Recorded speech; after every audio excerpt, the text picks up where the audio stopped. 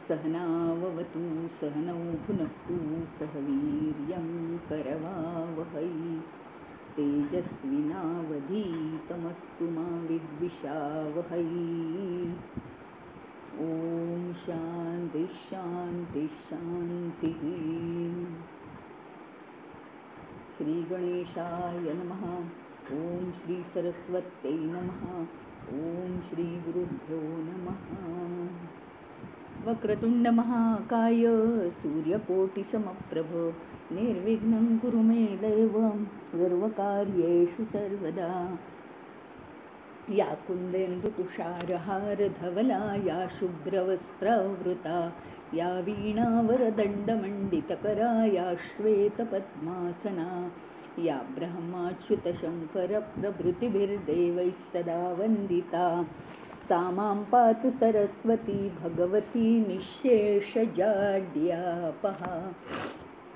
गुरुर्ब्रह्मा गुरुर्विष्णु गुरुर्देवो महेश्वरः गुरुरेव परं ब्रह्म तस्मै श्री गुरवे नमः।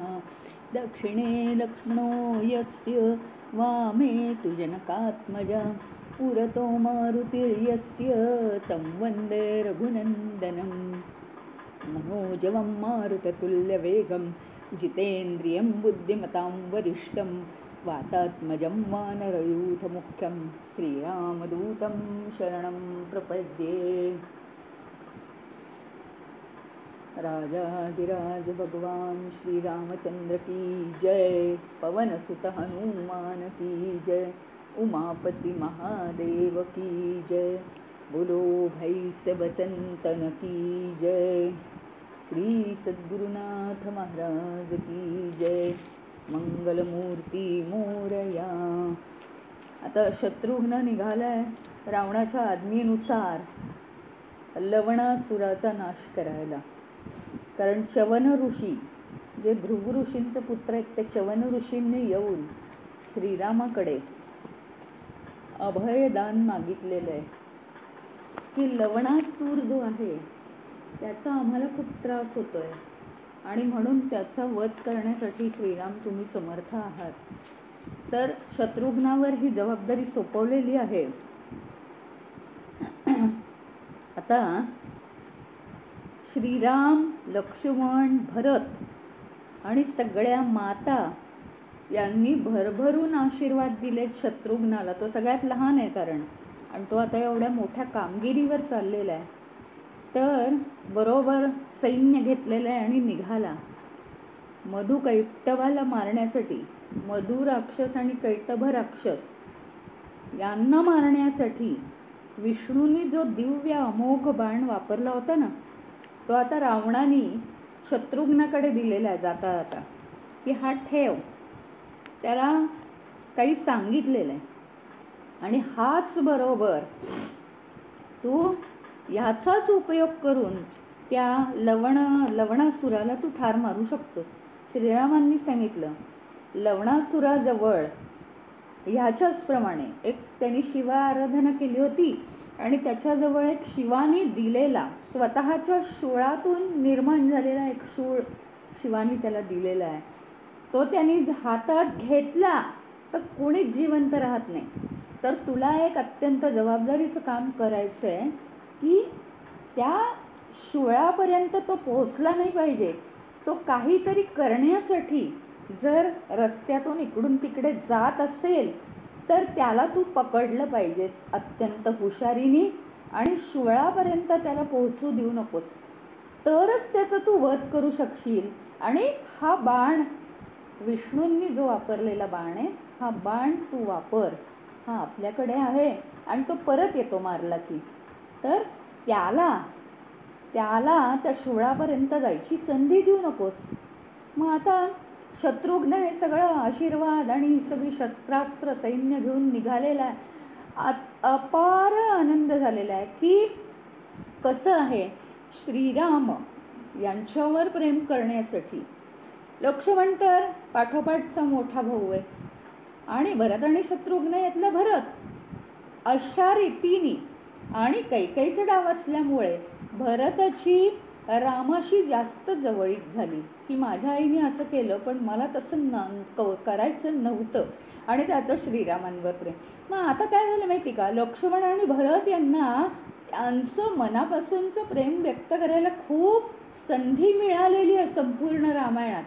पण शत्रुघ्न आपला लहान भाऊ, त्याचं जास्त काही नाहीच आहे आणि प्रत्येक वेळी जबाबदारीची कामं भरताला सांगायची. असं असल्यामुळे आता शत्रुघ्नाला अत्यंत आनंद झालेला आहे, अपार आनंद. कारण आता त्याला निवडलेलं आहे कामगिरीसाठी की आपल्याला काहीतरी मानलं बुवा आणि श्रीरामांचा आशीर्वाद मिळाला.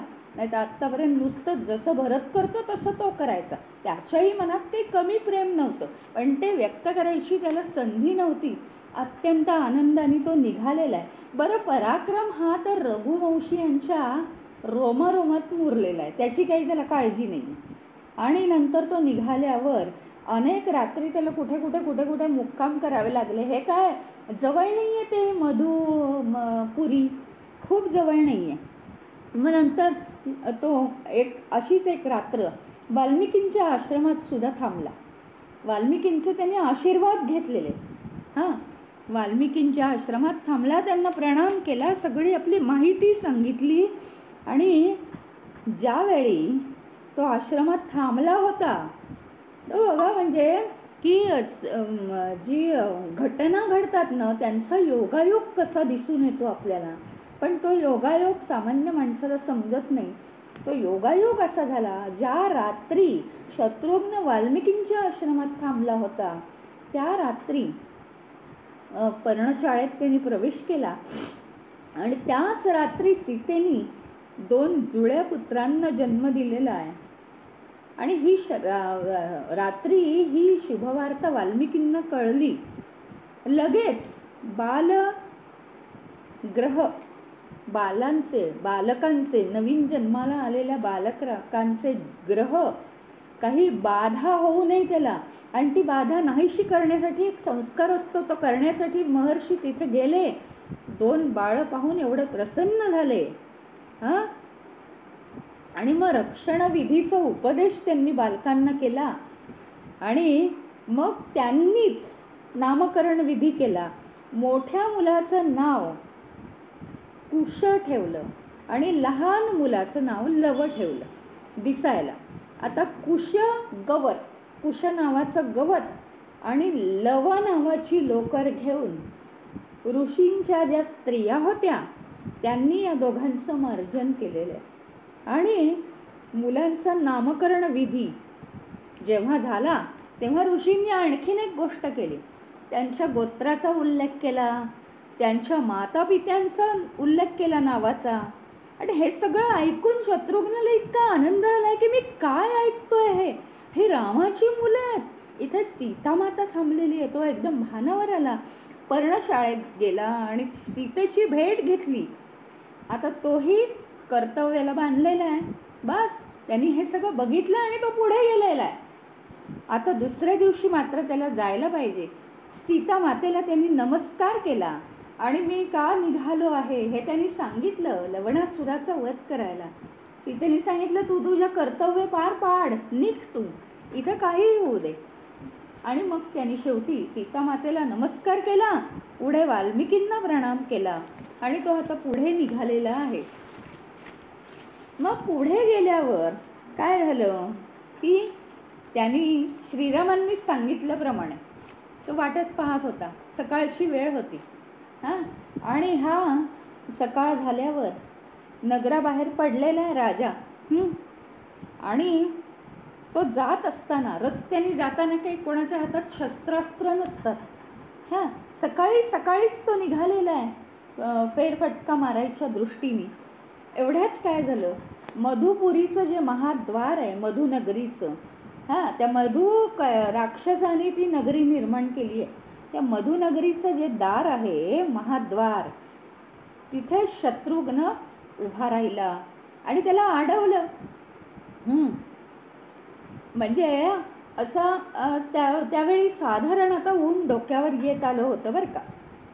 तर एक मोठा प्राणी लवण राक्षसाने मारून आणला होता आणि त्या तो खुशीत होता बरं का, की आपल्याला आता हे खायला मिळणार, त्याची वाट पाहत होता. तेवढेच शत्रुघ्नाने त्याला अडवलं. राक्षस चिडला, मला अडवणारा कोण आहे? अक्राळ विक्राळ एवढा हसला मोठ्यांदा. तो म्हटला, शत्रुघ्न म्हणाला त्याला, तू मला घाबरवू नकोस, तू दुष्ट आहेस. दुष्टा, तुझ्याशी मी द्वंद्व युद्ध करण्याच्या इच्छेने इथे आलोय. मी श्रीरामांचा लहान भाऊ आहे. आज तुझा वध केल्याशिवाय मी राहणार नाही. सगळ्या प्राणीमात्रांना तू नाश करतोस, सगळ्या प्राणीमात्रांना तू त्रास देतोस, सगळ्या ऋषीमुनींना भयंकर तू त्रास दिलेला आहेस. आणि मी शत्रूंचा नाश करणारा म्हणजे शत्रुघ्न, शत्रूमध्ये विघ्न आणणारा, शत्रूचं जीवन नष्ट करणारा असा मी शत्रुघ्न आहे. मग आता लवण हा कोण आहे माहिती का तुम्हाला? तो इतका शूर का आहे? एकतर त्याच्याकडे शिवाचा शूळ आहे, शिवानी दिलेला. आणि दुसरी महत्त्वाची गोष्ट, तो कोणत्या घराण्यातला आहे माहिती आहे? रावणाचा भाचा आहे तो. त्याच्यामुळे तो काय म्हणायला लागला, तू श्रीरामाचा भाऊ नाही का? रावणाचा लंकेसह आणि कुळासह नाश केलात ना तुम्ही, त्यावेळी मी तुम्हाला क्षमा केली होती बरं का. मी तुम्हाला माफ केलं होतं. आता बघतो बरा आलायस माझ्या ताब्यात, लवण म्हणाला. आणि लवण म्हणाला, तुझाही आज काय आहे, अंत अनिश्चित, अंत निश्चित आहे. आणि थांब जरा, इथेच थांब, महाद्वाराजवळच थांब, मी जरा अस्त्र घेऊन येतो. शत्रुघ्न काय म्हणाला, जिवंत राहिलास तर अस्त्र आणशील ना. त्या अस्त्र आणेपर्यंत कोण थांबणार आहे? तू खूप पापं केलेली आहेस, ऋषीमुनींना इतका त्रास दिलायस, त्यांना आज तुझा मृत्यू पाहू दे. तू त्यांना छळतोस. आणि असं बोलत ठेवलं त्याला, बोलत राहिला लक्ष्मण, तो ऐकत राहिला. तेवढ्यात अमोघ बाण काढला, तो विष्णूंनी दिलेला बाण काढला, चढवला आणि लवणाचा वेध घेतला. बस काय राहणार, काय होणार आहे ह्याच्यापुढे? काही राहिलं नाही. लवणासूर कोसळला आणि लवणासुराचा वध झाला. सगळीकडे आनंदी आनंद. लवणासुराचं हृदय विदीर्ण झालं आणि ते दिव्य शूल पुन्हा काय, कसं होतं ते, काय सांगितलं होतं शिवांनी, की तू जर तो शूल म्हणजे तू जर हारलास कोणापुढे, एक तर तू जिंकलास तर तो शूल तुझ्याच जवळ राहील, आणि नाही तर हारलास तर तो शूल पुन्हा शिवांजवळ जाईल, दुसऱ्या कोणाजवळ जाणार नाही. तो शूल पुन्हा शिवांजवळ पुन्हा आला. शिवभगवान खुश झाले. मग तिन्ही लोकांचं आता भय नष्ट झालेलं आहे. स्वर्ग मृत्यू पाताळ. ऋषीमुनींना तर एवढा आनंद झाला, त्यांनी शत्रुघ्नाची प्रशंसा केली आकाशात हजर राहून. आणि मग काय झालं की शत्रुघ्नाचं आता कार्य पूर्ण झालेलं आहे. त्याच्यामुळे सगळ्यांना आनंदी आनंद, सगळ्यांनी शत्रुघ्नाचं स्वागत केलं आणि लवणासुराचा आता वध झालेला आहे. इंद्र आणि अग्नी हे स्वतः आले बरं का तिथे. इंद्र आणि अग्नी, आपण तर श्रीरामाचंच पाहिलं आहे आत्तापर्यंत, लक्ष्मणाचंच पाहिलं आहे. आता इंद्र आणि अग्नी स्वतः आले शत्रुघ्नाजवळ आणि त्यांनी प्रशंसा केली. आणि देवांनी सांगितलं, शत्रुघ्ना तू आता वर माग. शत्रुघ्न विनम्र भावांनी काय म्हणाला माहिती आहे? देवांनो, श्रीरामाची आज्ञा म्हणून तुम्हाला सांगतो की ही मधुपुरी आहे ना, ही लवकरच तुम्ही राजधानीच्या रूपात तिला सजवा, ती राजधानी वाटली पाहिजे. आणि मग देवांचा आशीर्वाद झाला त्याला. आणि मग गंगाजवळ, गंगाच्या तटावर असलेली सेना त्यांनी बोलवली. आणि श्रावणामध्ये चांगला असतो ना श्रावण, म्हणून त्या श्रावणामध्ये देवादिकांची पूजा करून ते सगळे देव नाहीतरी त्याच्यावर प्रसन्नच होते. या पुरी वसवायला त्यांनी प्रारंभ केला. अशी समृद्ध नगरी तयार झाली, शोभायमान सुंदर नगरी तयार झाली. आणि शत्रुघ्न अतिशय प्रसन्न झाला. मधुपुरी वसवली, अयोध्या सोडली. आता 12 वर्ष झाली आहेत. आता सगळं स्थिरस्थावर झालं. मधुपुरी वसवली, तिथे तो राज्य करायला लागला. बघा तुम्ही, कुठल्याही कार्यात स्थिरस्थावर होणं म्हणजे एक तप. श्रीरामांना सोडून आज त्याला 12 वर्ष झाली. आणि श्रीरामांच्या आता मात्र त्याला दर्शनाची ओढ लागली. श्रीरामांकडे जायचा विचार त्यांनी पक्का केला. आणि मग त्यांनी काय केलं, आपले सगळे जे मंत्री आहेत, मधुपुरीत सगळे मंत्री, आपले सेनापती यांच्यावर वेगवेगळी कार्य सोपवली कारभाराची. सगळ्यांना नीट समजावून सांगितलं. आणि तो आता निघालेला आहे, अयोध्येकडे निघाला. येताना पुन्हा अनेक ठिकाणी त्याचा मुक्काम. त्यावेळेसची पद्धतच होती, 6 ते 7 दिवस लागले. कारण काय, ते फक्त रथातूनच प्रवास करायचे. आणि मध्ये नदी आली की नावेतून प्रवास करायचा, तो रथ तिथं सोडून द्यायचा. असं करत करत तो पुन्हा येताना वाल्मिकींच्या आश्रमात पोहोचला. की तुमचा मी आशीर्वाद घेऊन गेलो होतो ना, त्याच्यामुळे मी लवणासुराचा वध करू शकलो आहे. वाल्मिकींनी तर त्याची खूपच प्रशंसा केली. वाल्मिकींची त्यांनी पाद्यपूजा केली. ऋषींनी शत्रुघ्नाचं खूप कौतुक केलं. आणि तो ऋषी त्याला काय म्हणाले असतील, वाल्मिकी ऋषी काय म्हणाले, शत्रुघ्ना, फार कौतुकास्पद तुझा पराक्रम आहे. तू म्हणशील असं कसं, तुम्हाला कसं माहिती. शत्रुघ्नाने काही सांगायच्या आधीच त्यांना हे सगळं कळलं. त्यांनी सांगितलं, मी ध्यानमग्न झालो होतो आणि ध्यानमग्न अवस्थेत मी इंद्रसभेत पोहोचलो. आणि तिथून तुझा आणि लवणासुराचं युद्ध पाहिलं. तुझा पराक्रम अतुलनीय आहे, स्तुत्य आहे. जगाचं तू भय दूर केलंयस. मला तुझा अतिशय गर्व आहे, मला तुझा अतिशय स्नेह आहे. अगदी त्याला शत्रुघ्नाला अतिशय कृतकृत्य वाटलेलं आहे. कारण एवढं कौतुक या पराक्रमामुळे त्याचं आत्ता पहिल्यांदाच झालेलं आहे. त्याच्यामुळे त्याला अगदी कृतकृत्य झाला तो.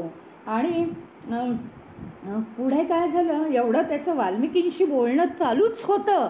तर तेवढ्यात काय झालं, वीणेच्या तालावर, म्हणजे वीणा वाजत होती आणि त्याच्या तालावर रामचरित्राचं गायन त्याला आता ऐकू यायला लागलं. तर तो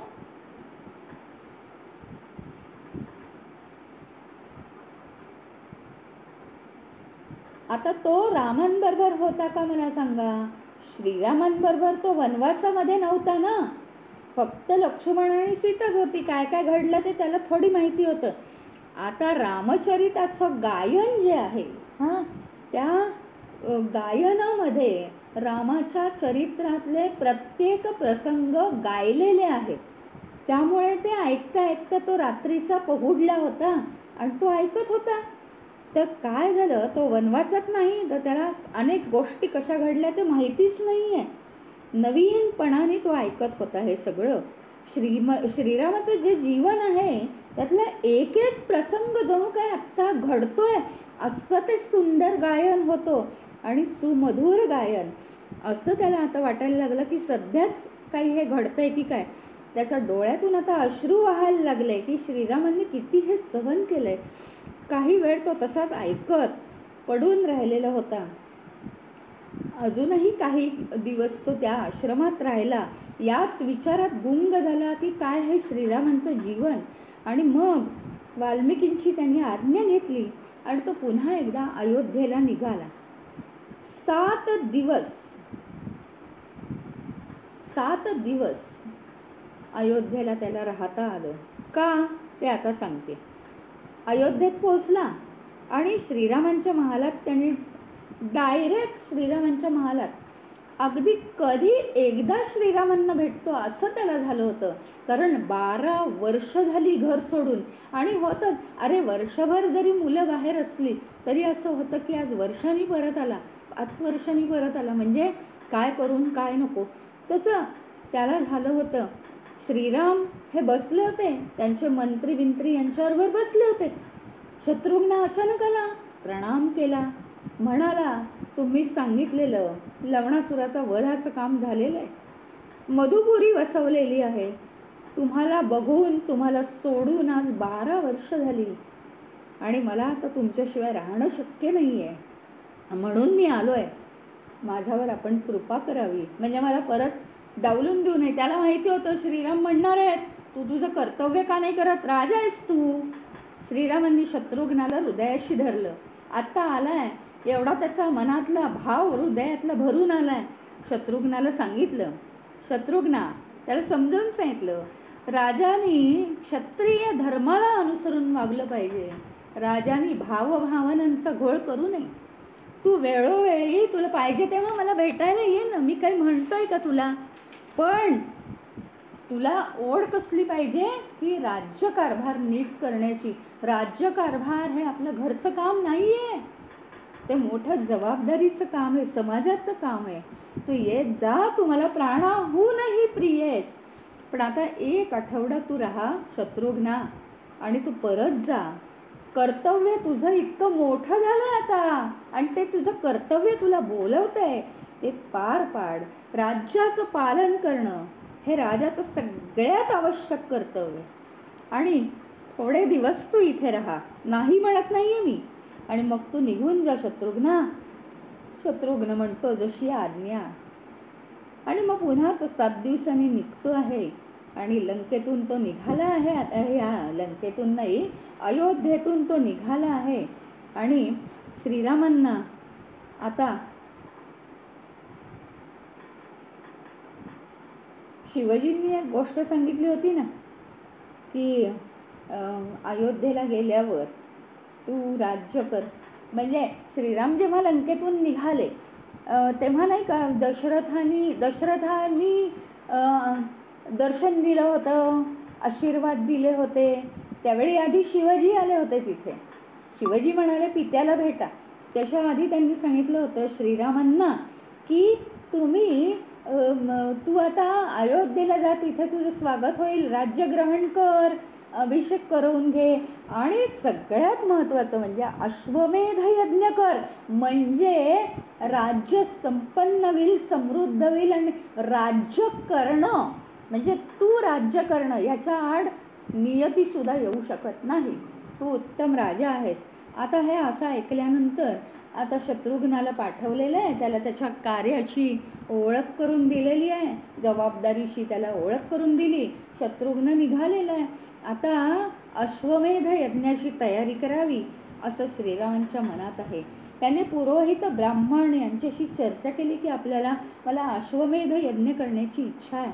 आणि मग अशी त्यांनी इच्छा व्यक्त करून त्या यज्ञाची त्यांनी स्तुती गायला सुरुवात केली. अशी ही पूर्वी राजांची पद्धत होती, त्या यज्ञाची स्तुती गायची की हा यज्ञ असा ग्रेट आहे, असा महत्त्वाचा आहे, त्याच्यामुळे अशी समृद्धी येते.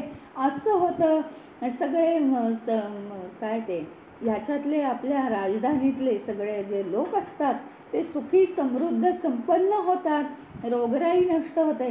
अश्वमेध यज्ञ खूप यश देणारा आहे राजाला आणि त्याच्याबरोबर त्याच्या आजूबाजूच्या लोकांना.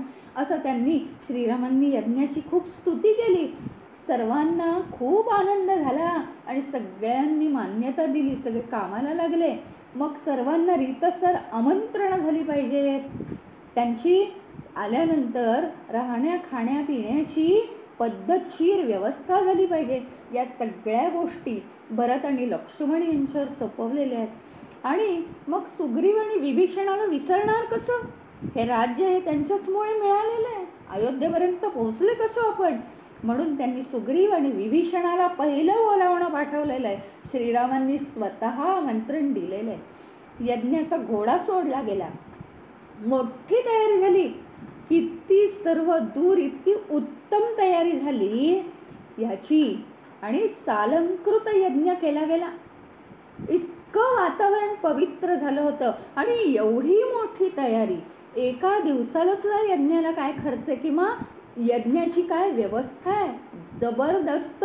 पण हा यज्ञ श्रीरामांची इतकी सुंदर तयारी होती, पराकोटीची तयारी, की हा यज्ञ 1 वर्षभर चाललेला आहे. मग आता काय झालं? असा अद्भुत यज्ञ तिथे चाललेला आहे आणि 1 वर्षभरात सगळं जे मळभ होतं ना, म्हणजे त्या घराण्यावर आलेलं जे मळभ म्हणतो आपण किंवा संकट, ही सगळी दूर होऊन आता अगदी वातावरण प्रसन्न झालंय असं सगळ्यांना आता वाटू लागलेलं आहे. आणि महर्षी वाल्मिकी तिथे हजर झाले बरं का. त्यांना योग्य त्या वेळेची कल्पना असते. ते तिथे हजर झालेले आहेत आणि इतर ऋषींनी त्यांचं स्वागत केलं उभं राहून. फार मोठे ऋषी आहेत ते. आणि मग त्यांच्याबरोबर 2 शिष्यही आलेले आहेत. वाल्मिकींनी सगळं त्यांना सांगून पाठवलेलं आहे. महर्षींनी वाल्मिकींना काय काय सांगितलं निघण्यापूर्वी, की तुम्ही काय करा, अत्यंत एकाग्रतेने हे रामायण काव्य जे मी तुम्हाला शिकवलं आहे ते गात जा. जिथे जिथे जी जी पवित्र स्थान आहेत अयोध्येमध्ये तिथे तिथे जाऊन तुम्ही हे गायचं आहे. रामाच्या निवासस्थानी तुम्ही जा. त्यांना काही माहिती नाही आपण रामाचे पुत्र आहोत बरं का. रामाच्या म्हणजे तो श्रीराम हा फार मोठा राजा आहे, यशस्वी राजा आहे. त्याच्या निवासस्थानी जा आणि जिथे काही पूजा अनुष्ठान चाललं असेल ना, यज्ञाची वगैरे कल्पना नाही दिली त्यांना, पण जिथे काही अनुष्ठान चाललंय, पूजा चालली आहे परमेश्वराची आणि ऋषी वगैरे बसलेले आहेत, ऋषीमुनी, तिथे जा. आणि जर तुमचं आजूबाजूला गायन सुंदर वाटलं श्रीरामांच्या कानांना, तर ते स्वतः समोर ऋषीमुनी बसलेले असताना ते बोलवतील त्यांचं मनोरंजन होण्यासाठी. असं जर श्रीरामांनी बोलवलं तर खुशाल जा आणि तुम्ही नाही म्हणू नका. आणि तिथे अगदी एकाग्र चित्ताने व्यवस्थित गात राहा बरं का. प्रत्येक दिवशी तुम्ही 20 सर्ग गायले पाहिजेत. 20 सर्ग गायले पाहिजेत. अतिशय मधुर वाणीने गात राहा, अत्यंत एकाग्रतेने गात राहा. कशाचाही लोभ दाखवायचा नाही. तुम्हाला ते मोठे मोठे बक्षिसं देतील, काहीही देतील. काय सांगितलं वाल्मिकींनी, छोटी बालक आहेत ही बरं का, तरीसुद्धा आपण आश्रमवासी आहोत. आपला धनाशी काही संबंध आहे का? अजिबात नाही. कोणाची मुलं आहे असं जर श्रीरामांनी तुम्हाला विचारलं की इतकं छान गाताय, कोणाची मुलं आहात तुम्ही, तर फक्त सांगा आम्ही वाल्मिकींचे शिष्य आहोत. आता आश्रमात ते कुठून आले कोणाला काही माहिती आहे का? मुलांना माहिती नाही आहे. त्यांना फक्त माहिती आहे, आई माहिती आहे त्यांना. जर त्यांना श्रीरामांनी असं विचारलं तर त्यांना सांगा आम्ही वाल्मिकींचे शिष्य आहोत, एवढंच सांगायचं. आणि अतिशय उत्साहाने गा, स्वस्थ चित्ताने गायन करा. हां.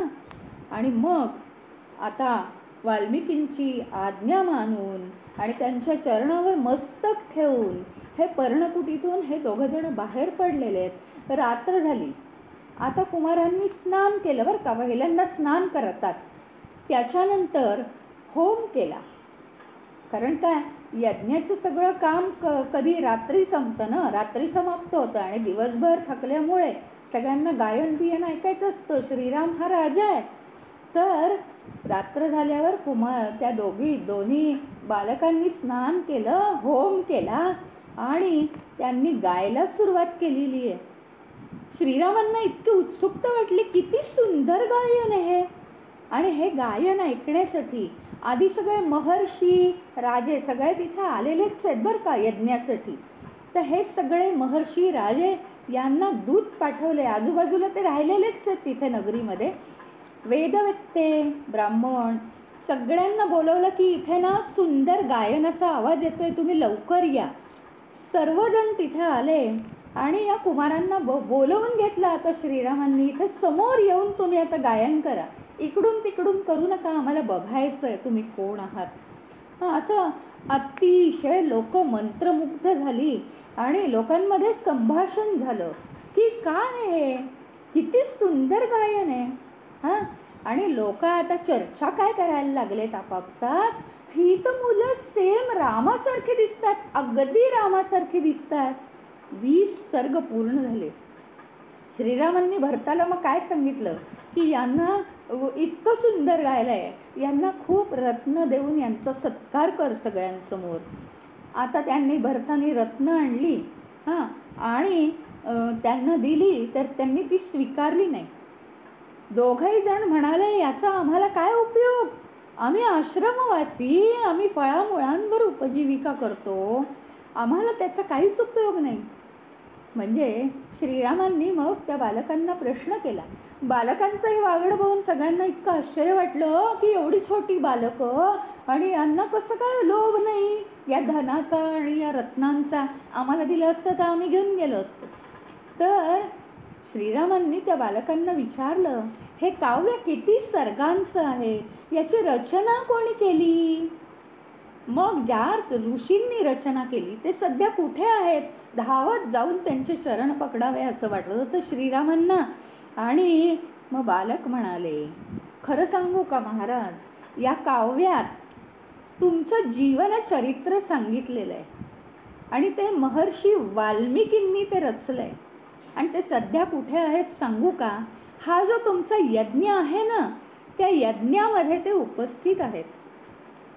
आणि ह्याच्यामध्ये 100 उपाख्यानं आहेत या गायनामध्ये आणि 24,000 श्लोक आहेत. हां, याच्यात उत्तरकांड धरलं तर 7 कांड आहेत. आणि हे काव्य पूर्ण ऐकण्याची जर तुम्हाला इच्छा असेल, कारण तुमचंच जीवनचरित्र आहे, तर बंधूंसह तुम्ही हे अगदी एकाग्र चित्ताने ऐकावं. श्रीरामांनी होकार दिलेला आहे. मग श्रीराम रामायण काव्य ऐकताना त्यांना समजलेलं आहे बरं का, आता हे 2 लवकुश हे सीतेचे पुत्र आहेत असं त्यांच्या लक्षात आलं आहे. हे सगळं काव्य पूर्ण गाऊन झाल्यावर श्रीरामांनी सभेमध्ये भाषण केलं आणि या 2 बालकांचं कौतुक केलं.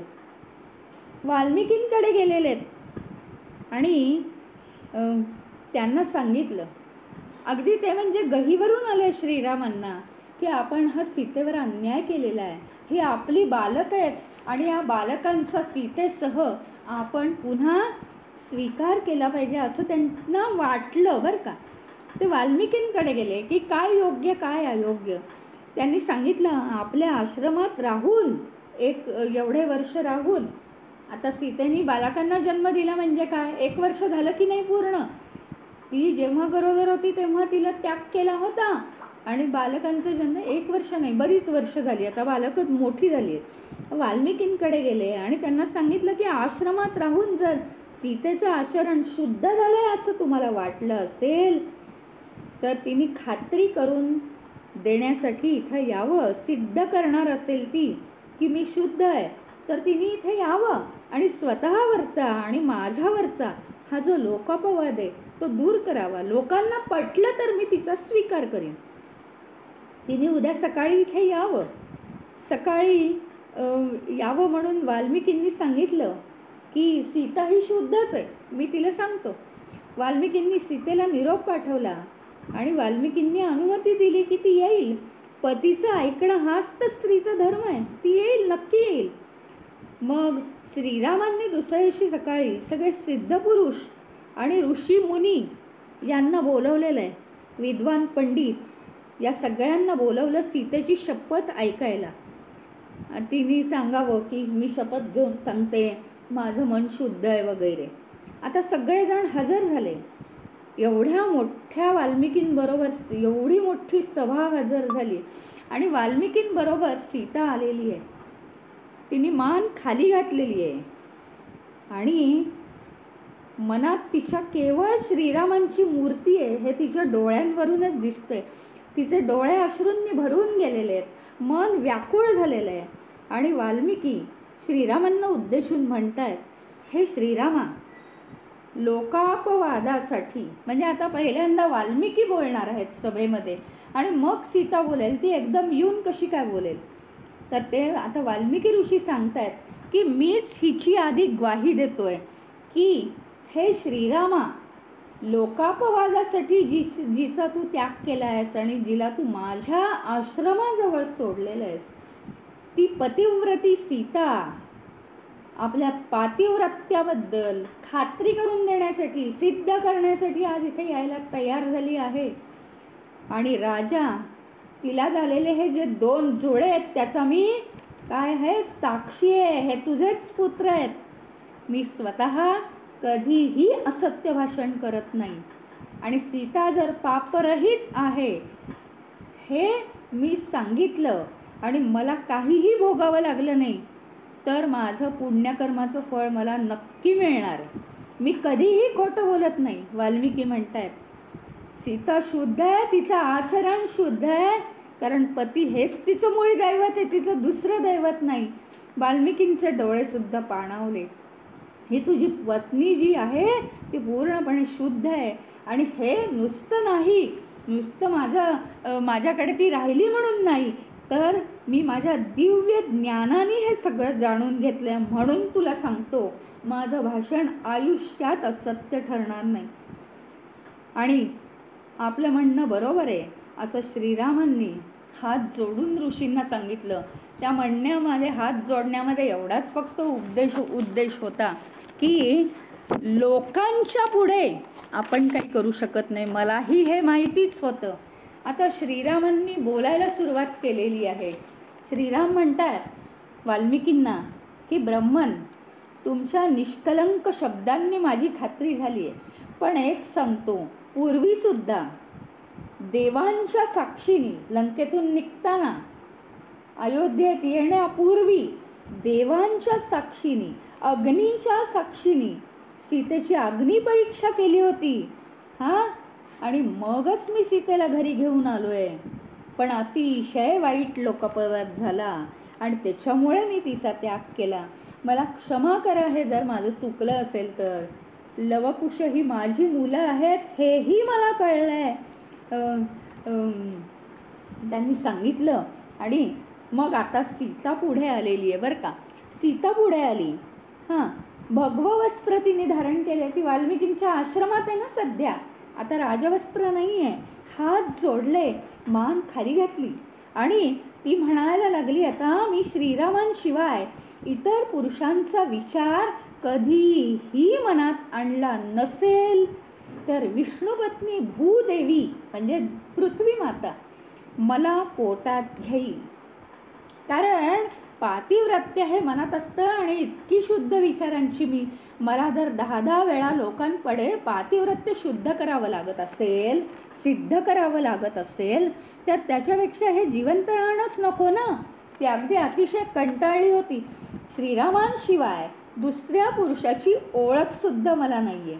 आणि हे जर खरे असेल तर भूमिमातेला म्हणते, हे भूमिमाते, तू मला तुझ्यामध्ये सामावून घे. आता बास झालं हे असं कलंकासहित जीणं. असं म्हणताच काय आश्चर्य. जमीन दुभंगली आणि इतकी जमीन दुभंगली की त्यातून एक मोठं आसन वर आलं. ते आसन त्या भूमातेने धरलेलं होतं. त्या आसनावर आता भूमाता स्वतः बसली, विराजमान झाली आणि तिने आपल्या हातांनी सीतेला उचलून घेतलं अलगद. आपल्या शेजारी सिंहासनावर तिला बसवलंय आणि सर्वांसमक्ष आता त्या भूमातेबरोबर सिंहासनावर बसून सीता रसातळात गेलेली आहे. आकाशातून देवांनी तिच्यावर पुष्पवृष्टी केली. ऋषींनी तिला अनेक आशीर्वाद दिले. आता मात्र सीता डोळ्यांसमोरून नाहीशी झाली. श्रीराम खिन्न झालेले आहेत. त्यांच्या डोळ्यातून अश्रू थांबेनात. ते अश्रू. तेवढ्यात ब्रह्मदेवांचं आगमन झालं. त्यांना आठवण करून दिली आहे की सीता ही स्वतःच्या तपसामर्थ्याने नागलोकामध्ये गेलेली आहे. आता तू तुझ्या पूर्वीच्या कामाचा आठव कर. पूर्वी तू वैष्णव अवतारात होतास ना, त्याची आठवण कर.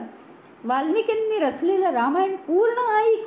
तुझ्या जीवनाची इतिकर्तव्यता काय आहे ते तू सगळं ऐक आणि आपलं कर्तव्य आता पुढे चालू ठेव. सीतेची कर्तव्य तिने पार पाडलेली आहेत, ती निघून गेलेली आहे. आता तू पुढे चालू ठेव. आणि एवढं सांगितलं मात्र आणि ब्रह्मदेव आता स्वर्गलोकी परत निघून गेलेले आहेत बरं का. आता ते स्वर्गलोकी निघून गेले. वैदेही आता दृष्टीआड झाली. कितीही नाही म्हटलं तरी मनुष्याला दुःख हे होतंच. श्रीरामांना जीवन अगदी शून्यवत वाटू लागलं. मान्य आहे की ब्रह्मदेवांनी सांगितलं कर्तव्य कर, असं लगेच कर्तव्य कुठली होत आहेत. ते अतिशय अस्वस्थ झाले, बेचैन झाले. त्यांनी सगळ्या जमलेल्या ब्राह्मणांना बोलावलं होतं ना, त्यांना द्रव्यदान दिलं, ऋषीमुनींना ब्राह्मणांना जाण्याची अनुज्ञा दिली की आता काम संपलेलं आहे, तुम्ही निघा. आणि मग पुढे त्यांनी खूप यज्ञयाग केले. ह्याच्यानंतर अनेक यज्ञयाग केले. मग पत्नी बाजूला असावी लागते ना यज्ञांमध्ये सुद्धा. पण श्रीराम खरोखरीच एक पत्नी व्रत धारण करणारे होते. त्यांनी सोन्याची सीतेची प्रतिमा बनवून घेतली आणि यज्ञासाठी जेव्हा यजमान बसतो, सुरुवात करतो, त्यावेळी त्याच्या शेजारी पत्नी असावी लागते. पण त्या सीतेच्या सोन्याच्या प्रतिमेत खरी जिवंत सीता आहे असं त्यांना वाटायचं आणि ते तिला बाजूला ठेवून त्यांनी यज्ञ केलेले आहेत. पण दुसऱ्या भार्येचा त्यांनी करायचा तर दूरच, पण विचारसुद्धा मनात कधी आणला नाही. 10,000 वर्ष त्यांनी पुन्हा पुन्हा अश्वमेध यज्ञ केलेत. पुन्हा पुन्हा अश्वमेध असे अनंत यज्ञ त्यांनी केले. राज्यात इतकी सुबत्ता, पाऊस वेळेवर, कसलाही अनर्थ व्हायचा नाही, असा बराच काळ लोटला. आता काय झालं, सगळ्यांची हळूहळू वय व्हायला लागली. सगळ्यात जास्त वयाने म्हणजे कौसल्या माता, ती आता परलोकी निघून गेली. आणि पाठोपाठ नंतर 1-2 वर्षामध्ये सुमित्रा आणि कैकेयी यासुद्धा आता स्वर्गवासी झाल्या. मातांबद्दलची त्यांची जी ती कर्तव्यता होती ती आता संपलेली होती. आणि पुढे कैकेय देशाचा राजा एक दिवस, तो युधाजित म्हणजे भरताचा मामा, त्यांनी गार्ग्य मुनींना पाठवलं रामाकडे. आणि रामाने गार्ग्य मुनींचं पूजन केलं. ते म्हणाले काय झालं, तर गार्ग्य म्हणाले सिंधू नदीच्या 2ही तीरांवर गंधर्वराज शैलूष याचं राज्य आहे. तुम्ही गंधर्व राजाचा पराजय करा आणि ते गंधर्व नगर जिंकून आणा. कारण आता काय आहे माहिती का, ही 4 भावंड आहेत. 4 भावंडांपैकी प्रत्येकाला 2-2 मुलं आहेत. इतक्यांना सगळी वेगवेगळी राज्य कशी मिळणार. आणि म्हणून त्यांनी असं सांगितलं. मग श्रीरामांनी भरताची जी 2 मुलं आहेत, तक्ष आणि पुष्कल, यांना भरतालाही पाठवलं, त्यांच्याबरोबर गंधर्व नगरीवर पाठवलं आहे. आणि गंधर्व पुत्र अतिशय पराक्रमी आहे, त्याच्याशी युद्ध करायला सांगितलं. अत्यंत पराक्रमी, घनघोर युद्ध 7 दिवस चाललं, पण युद्ध थांबे ना. भरत आता संतापलेला आहे. आणि संवते नावाचं जे अस्त्र आहे, अतिशय भयंकर अस्त्र भरताकडे आहे. त्यांनी ते गंधर्वांवर सोडलं. सगळे गंधर्व त्या एका अस्त्रामध्ये सगळ्यांचा वध झाला. भरताने आता 2 नगर, कारण काय माहिती का, सिंधू नदीच्या ऐल तटावर आणि सिंधू नदीच्या पहिल्या तटावर अशी दोन्हीही गंधर्वांची राज्य आता त्याला मिळाली. ती 2 नगरं त्यांनी वसवली. तक्षासाठी जी नगरी वसवली तिला तक्षशिला नाव ठेवलं, आता जे तक्षशिला आहे ते. आणि पुष्कलसाठी जी नगरी वसवली त्याला पुष्कलावत असं नाव वसवलं. अतिशय समृद्ध नगरं, अनेक अशा इमारती आहेत मोठमोठाल्या, खूप वृक्ष वगैरे लावलेत आणि ते सगळे वृक्ष हिरवंगार, सगळी वनराई. श्रीरामांनी लक्ष्मणाची जी 2 मुलं आहेत त्यांना अंगदा आणि चंद्रकेतू ही लक्ष्मणाची मुलं, त्यांच्यासाठी नगरं वसवायला सांगितली. अंगदासाठी लक्ष्मणाने अंगदिया, तर चंद्रकेतूसाठी चंद्रकांता ही 2 नगरं. चंद्रकांता हे नगर अतिशय सुंदर आहे बरं का, ते लक्ष्मणाने वसवलेलं आहे. तो लंकेलाही जाऊन आलेला आहे, सगळी त्याला कल्पना आहे. आणि त्याच्यामुळे अमरावतीसारखं सुंदर शहर निर्माण केलेलं आहे. काही काळ भरत आणि लक्ष्मण हे सगळं मुलांचं राज्य स्थिरस्थावर होईपर्यंत तिथे राहिलेले आहेत बरं का. मुलांचं राज्य स्थिरस्थावर झालं पाहिजे म्हणून ते तिथे राहिलेले आहेत. आणि मग काय झालं तर श्रीरामांची आता त्यांना वाटू लागलं खूप वर्ष झाली इथे नगरी वसली आहे, मुलं चांगली राहतात, स्वतंत्र राज्य आहेत प्रत्येकाला, प्रत्येकाची राजधानी वेगळी आहे.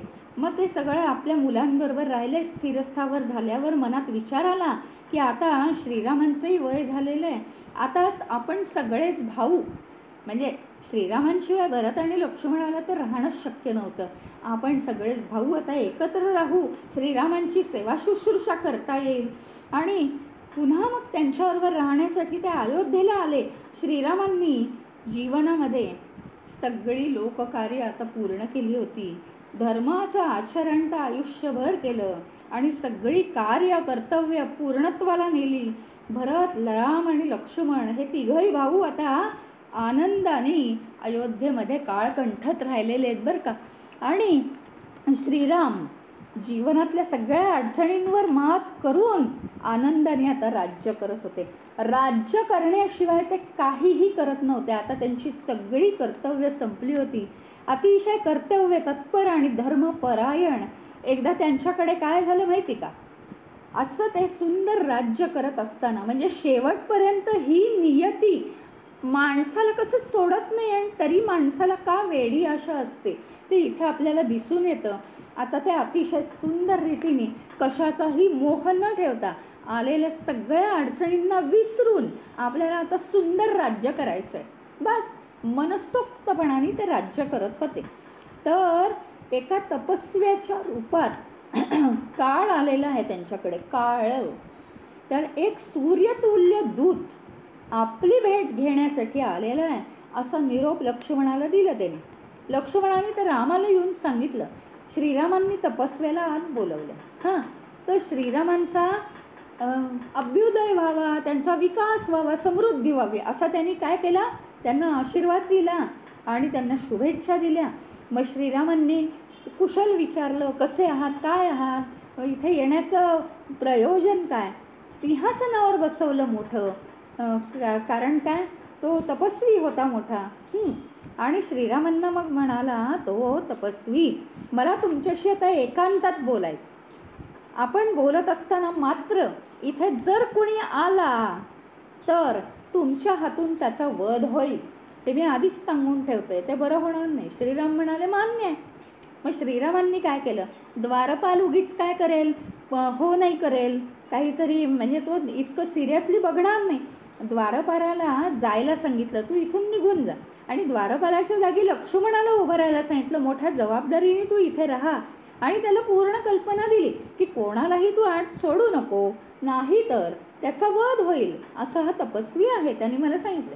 लक्ष्मणाला सांगितलं. लक्ष्मण महाद्वाराजवळ थांबलेला आहे आणि श्रीरामांनी दार बंद करून घेतलेलं आहे. दोघांमध्ये आता तो तपस्वी आणि श्रीराम यांच्यामध्ये संवाद सुरू झालेला आहे. पितामह ब्रह्मदेवानी मला पाठवलेलं आहे, तो म्हणतो तपस्वी, आणि मी काळ आहे, मी काल आहे आणि मी सर्वांच्या आयुष्याची मर्यादा संपली की मी त्याचा संहार करतो. तुम्ही पृथ्वीवर कशासाठी आला आहात तुम्हाला माहिती आहे का, रावणाचा वध करण्यासाठी आलेला आहात. बघा, हा सगळा उपदेश आपल्यालाच आहे. जी कर्तव्य आपली पार पडली त्याच्यानंतर इथं तुम्हाला कोणीही ठेवत नाही. त्याच्यामुळे तुम्ही आलात कशासाठी, रावणाचा वध करण्यासाठी आलेला आहात, ती देवांची इच्छा. मग आता वध होऊन किती दिवस झाले, बाकीची सुखांची तुम्ही आशा करूच शकत नाही बरं का. तर किती दिवस झाले, तुमची आयुष्याची कालमर्यादा आता समाप्त झाली आहे. आता पुन्हा आपण कोण होतात पूर्वी, जिथे होतात तिथे जायचं आहे. देवांसमीप आता यायला पाहिजे, देव तुमची वाट पाहत आहेत. श्रीरामांना तो खूप आनंद झाला, कारण जीवनात पाहिजे तसं काहीच मिळालेलं नव्हतं. मी जिथून आलो आहे तिथे मी लगेच जायला तयार आहे. ते म्हणाले, मी ब्रह्मदेवांच्या सांगण्याप्रमाणेच जे त्यांना अपेक्षित आहे तेच करीन, मी येतो म्हणून सांगा ब्रह्मदेवाला. या दोघांमध्ये संवाद चालला आहे. खरं म्हणजे आता हा संवाद संपला सुद्धा आहे बरं का. तितक्यात तिथे दुर्वास ऋषी आले आणि दुर्वास ऋषी आल्यावर ते म्हणाले, राजद्वाराजवळ आले आणि श्रीरामांना श्रीरामांशी मला ताबडतोब भेटायचं आहे, भेट घडवून आण. लक्ष्मण म्हणाला, अतिशय नम्रतेने म्हणाला, त्यांनी ओळखलं हे अतिशय कोपिष्ट आहेत, संतापलेले आहेत. लक्ष्मण नम्रतेने त्यांना म्हणाला, प्रभू श्रीराम एका महत्त्वाच्या कार्यात आहेत, आत्ता जरा वेळ थांबू शकाल का. आत कोणाला पाठवू नये असं त्यांनी सांगितलंय. दुर्वास अत्यंत कोपिष्ट झाले, इतके संतापले आणि जोरजोरात बोलायला लागले, या क्षणी मला श्रीरामाची भेट करून दे, नाही तर भरताला, तुला, श्रीरामांना आणि अयोध्या नगरीला कायमचा शाप देईन मी. तर लक्ष्मणाने काय विचार केला की मला एकट्याला मरण आलं तरी चालेल, पण एवढा मोठा नाश टळेल ना, अयोध्या नगरीचा वगैरे नाश, सगळ्यांचा नाश. लक्ष्मण ताबडतोब आत गेला. खरं म्हणजे तो तपस्वी आणि श्रीराम यांच्यामधलं बोलणं संपलेलं होतं बरं का. आता तपस्वी उठणार आणि जाणार. दुर्वास मुनी भेटायला आल्याची बातमी त्यांना कळेल. बातमी श्रीरामांना दिली लक्ष्मणाने, आणि काळ आणि श्रीराम यांचं बोलणं संपलेलं आहे, म्हणून आता काळ निघालेला आहे. पण काळाने सांगितलं होतं ना, मी इथून बाहेर पडल्याशिवाय कोणी यायचं नाही, इतकंच. काही ऐकलेलं नव्हतं लक्ष्मणाने. श्रीरामांनी काळाला अनुज्ञा दिली की आता निघ तू, आणि दुर्वासांना भेटायला ते ताबडतोब बाहेर गेले. काय दिला शाप बीप तर काय करणार. त्यांचं दर्शन घेतलं आणि नम्रपणे त्यांना नमस्कार केला. त्यांच्या येण्याचं प्रयोजन विचारलं, कुशलता विचारली.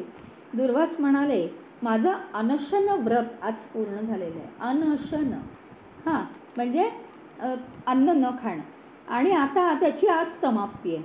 तुझ्याकडे जे अन्न जसं बनवलेलं असेल तसं मी स्वीकारीन. श्रीरामांना खूप आनंद झाला की माझ्या घरी ऋषी आले जेवायला. त्यांची लगेच व्यवस्था केली आणि सिद्ध असलेलं म्हणजे तयार असलेलं अन्न त्यांना अर्पण केलं. श्रीरामांनी स्वतःनी त्यांना दिलं. मुनी अतिशय प्रसन्न झाले, श्रीरामांना आशीर्वाद दिला. ते ऋषी, दुर्वास ऋषी आपल्या आश्रमात परतलेले बरं का, आणि ते आता आश्रमात निघून गेले. महर्षी दुर्वासांचा तर त्यांनी शाप वाचवला श्रीरामाने, पण आता लक्ष्मणावर वेतलेली आहे. महर्षी दुर्वास तर निघून गेले, परतले आपल्या आश्रमात.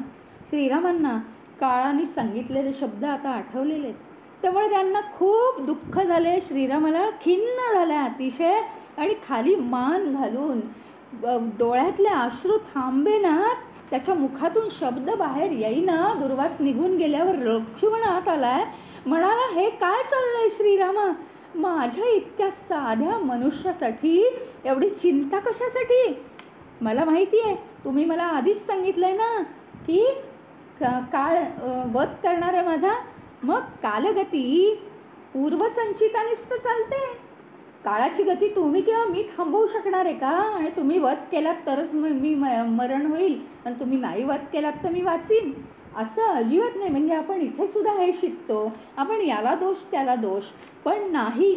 आपल्या जर ते ह्याच्यात असेल, आपल्या जर नशिबात असेल, आपल्या नियतीमध्ये तेच लिहिलेलं असेल, तर ते कसंही करून तेच होतं.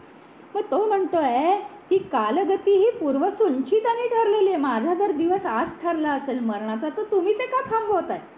तुम्ही निशंकपणे घ्या धनुष्यन, करा माझा वध, आणि तुमच्या प्रतिज्ञेचं पालन करा काळाने सांगितलेल्या, आणि स्वतःचं रक्षण करा. श्रीराम अतिशय क्षुब्ध झाले आणि मुनींना बोलावलं, सगळ्या ऋषीमुनींना बोलावलं. हे असं करणं बरोबर आहे का. मी अगदी ह्याच्यात सापडलो, इकडे आड तिकडे विहीर. सगळा वृत्तांत सगळ्या ऋषीमुनींना सांगितला. वसिष्ठ मुनी पुढे आले. ते म्हणाले, हे श्रीरामा, लक्ष्मणाचा आणि तुझा वियोग मी ध्यानमग्न अवस्थेत बघितलेला आहे, दिव्य दृष्टीने मी जाणला आहे, आणि अंगावर रोमांच उभं करणारा हा प्रसंग आहे. मी जाणतो काय दुःख आहे ते, मी सगळं जाणतो. काल हा जो आहे माणसाच्या जीवनात, जो काळ येतो तो अनउल्लंघनीय आहे. त्यामुळे तू किंवा मी काही करू शकत नाही.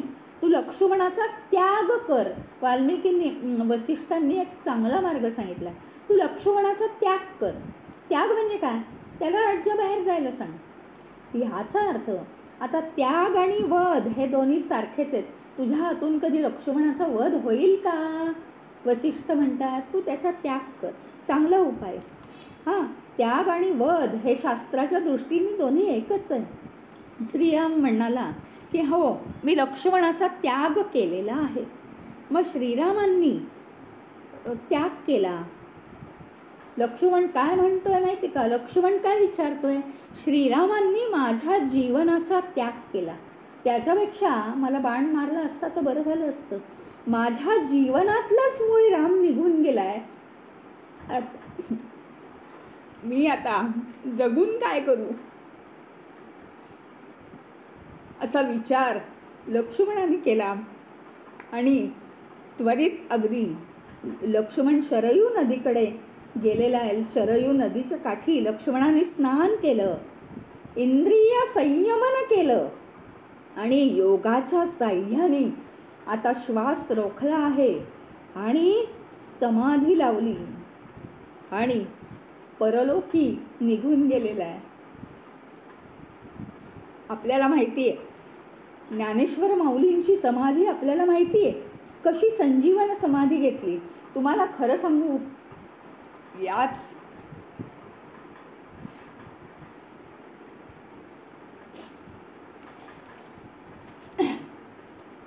याच प्रकारची संजीवन समाधी घेण्या इतकं सामर्थ्य लक्ष्मणाकडे होतं.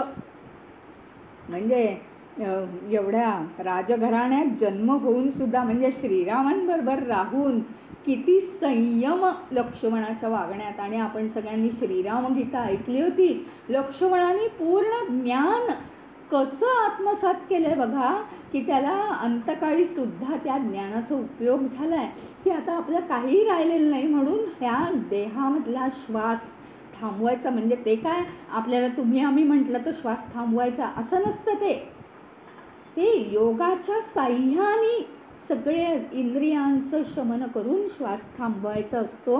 आणि ते लक्ष्मणाला जमलेलं होतं. लक्ष्मणाची समाधी ही माऊलींच्या सारखी समाधी आहे आणि त्याच्या शुद्ध आचरणाने त्याला समाधी घेण्यास केवढी मोठी आज पात्रता आली आहे.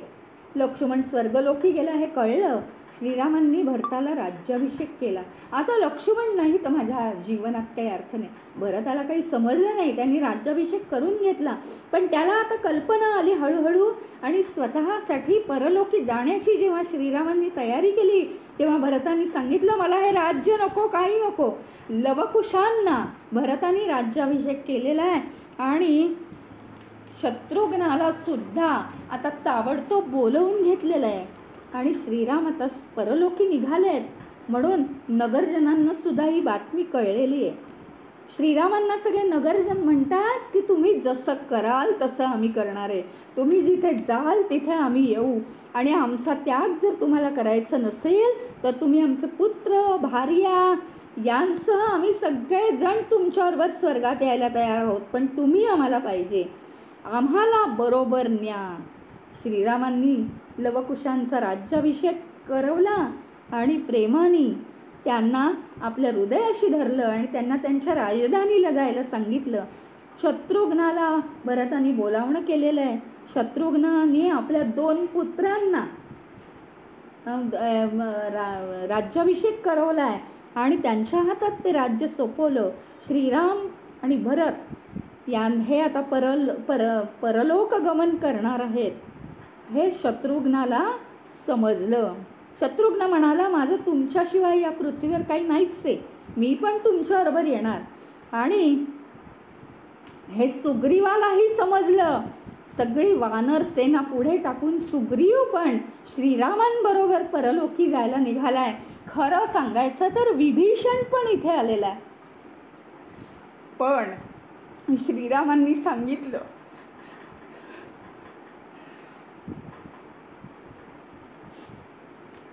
श्रीरामांनी विभीषणाला मात्र सांगितलं की तू अनेक वर्ष पृथ्वीवरच राहून राज्य कर, ही माझी तुला आज्ञा आहे आणि तू उत्तम राज्य करशील, कारण सात्विक राजे पृथ्वीवर असण्याची गरज आहे. आणि हनुमानाला सांगितलं, तू पृथ्वीवर राहून जिथे जिथे माझ्या कथा चालतील तिथे तिथे तू हजर राहा. आणि आजही आपली सुद्धा कथा ऐकायला हनुमान हजर आहे.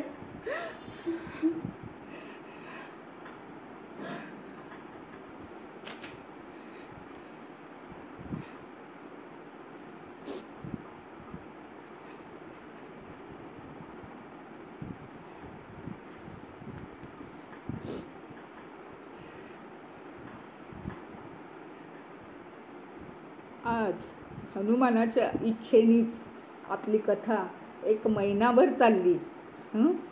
बोला पवनसुत हनुमान की जय. आणि चिरंजीव भव असा हनुमानाला आशीर्वाद दिला श्रीरामांनी. आणि हातात दर्भ घेतलंय, तिन्ही भावंडांनी हातात दर्भ घेतलेले, परब्रह्माचं चिंतन केलं आणि आपल्या देवतुल्य अशा बंधूंसह श्रीराम स्वर्गलोकी प्रयाण केले श्रीरामांनी. बोला राजाधिराज प्रभू श्रीरामचंद्र की जय. श्रीरामचरित्राचं आख्यान हे कोणी केलंय माहिती आहे? प्रेचनस पुत्र वाल्मिकी. त्यामुळे वाल्मिकींचाही जय जयकार असो. ते ब्रह्मदेवानी सुद्धा त्यांनी लिहिलेलं रामचरित्र मान्य केलंय. ब्रह्मदेवानीच आज्ञा दिली होती, हे ऋषे रामायण रचय. तेव्हा वाल्मिकींनी रामायण रचलेलं आहे. त्यामुळे बोला प्रभू श्रीरामचंद्र की जय. पवनसुत हनुमान की जय. उमापति महादेव की जय. बोलो भाई सब संतन की जय. श्री सद्गुरुनाथ महाराज की जय. मंगलमूर्ती मोरया. ओम पूर्णमद पूर्णमिदं पूर्णात् पूर्णमुदच्यते पूर्णस्य पूर्णमादाय पूर्णमेवावशिष्यते. ओम शांति शांति शांति. हरि ओम. श्री गुरुभ्यो नमः. हरि ओम. श्रीराम जय राम जय जय राम. श्रीराम जय राम जय जय राम. श्रीराम जय राम जय जय राम. श्रीराम जय राम जय जय राम. श्रीराम जय राम जय जय राम.